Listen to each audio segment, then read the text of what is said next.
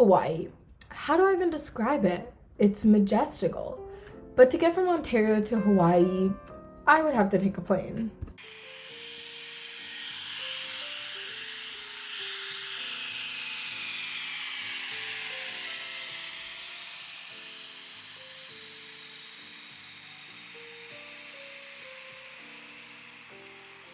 The plane had such a smooth landing, and it's mainly due to aerodynamic efficiency that is influenced by so many parameters, like the design of the airframe, the shape of the wing, and even the surface finishing.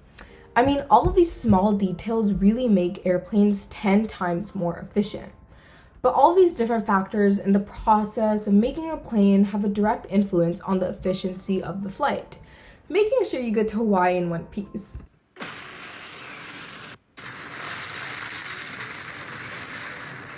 I want to shift gears a little, or maybe a lot. My name is Amrita, and I'm really interested in nuclear fusion and creating more efficient fusion reactors. But to do that, we need to know exactly how different factors affect the efficiency of a reactor. To understand how increasing the overall efficiency of something as complicated as a fusion reactor, just like a plane, we need to understand all the different parameters and how they have a direct impact on a reactor's ignition, something I want to introduce as the Lawson's criterion.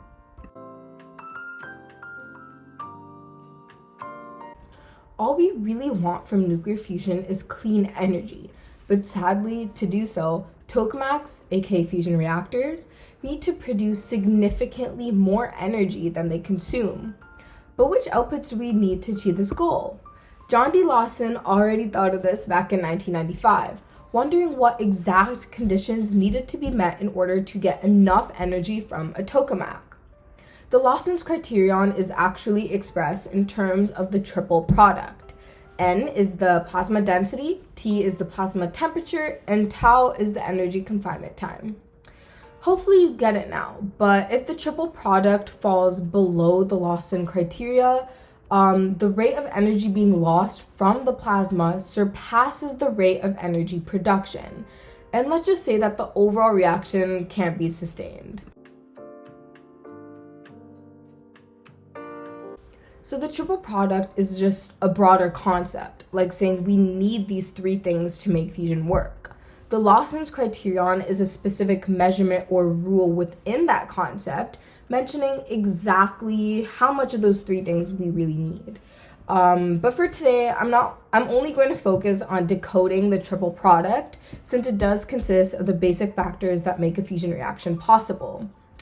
I don't know how much I can explain triple product before it gets a little too repetitive, but it essentially just quantifies the performance of fusion plasmas and measuring how well the fusion reactor did at its job. There's three important measurements that I mentioned before: temperature is T, density is N, and time as tau. By maximizing these three conditions in fusion plasma, let's just say that there is a big future for fusion energy. Let's see how each one is measured, why, and the specifics of it all.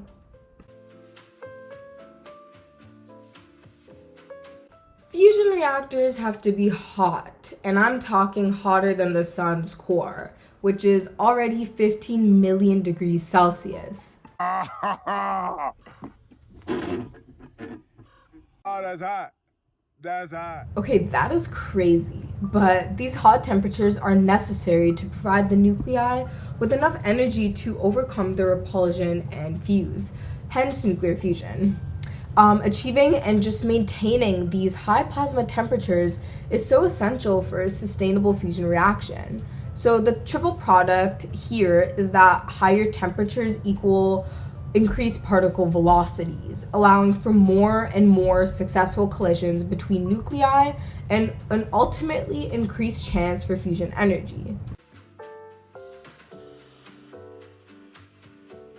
In fusion reactions, there actually has to be enough atoms fusing, meaning there's a lot of atoms that go into a fully sustained reaction. The density revolves around the number of particles per unit volume in the plasma, which influences the probability of particle collisions required. The more dense the plasma, the more increased chance for particle collisions, and the distances also heavily rely on the density of the atoms. To put it more into perspective, a plasma density is about 10 to the 14th particles per cubic centimeter, which is 250,000 times thinner than the Earth's mantle. That is insane, but keeping the plasma density high enough is not easy. But the plasma is surrounded by huge electromagnets that are 10,000 times stronger than the Earth's magnetic field.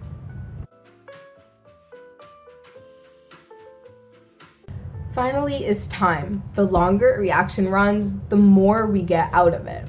There has to be enough time to let the fusion reaction occur and cool down when adding density and temperature into the mix. The more the plasma is heated, the number of reactions and the time increases. The energy confinement time measures the average time particles spend before losing their energy, measuring how effectively the plasma can confine and maintain the high temperature conditions for a full fusion reaction. Hopefully you got the whole gist of it, and how all three products work in harmony together. If you are interested and want a more technical explanation into each product, check out my article in the description. So the groundwork for the Lawson's criterion has been laid, and we really understood the role of all three products. But I do have something else, which is a machine learning model that I coded that predicts the relationship between different parameters of a plasma and how it affects the overall power.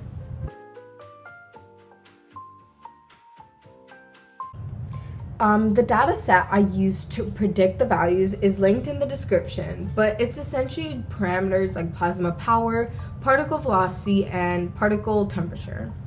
So using Python, I imported the data set and defined my variables. I made 3 different scatter plots of the specific parameters I wanted to analyze: particle temperature, particle velocity, and primary gas flow rate. Just to get an idea of the accuracy of the prediction. And I found it interesting that each one was so different and inconsistent, making it hard for humans to actually predict. You would think that the hotter a particle, the more plasma power. But in the scatter plot, it shows that the highest temperature is 2900 K, and it has the second lowest plasma power. So maybe machine learning can help us understand and solve the triple product even more. With the machine learning point of view, you have some inputs, and you can make a linear model that predicts continuous values as well. So in this case, our input variables were continuous values to predict the output of how much plasma power is actually being produced. So the model spit out something called test predictions as the following.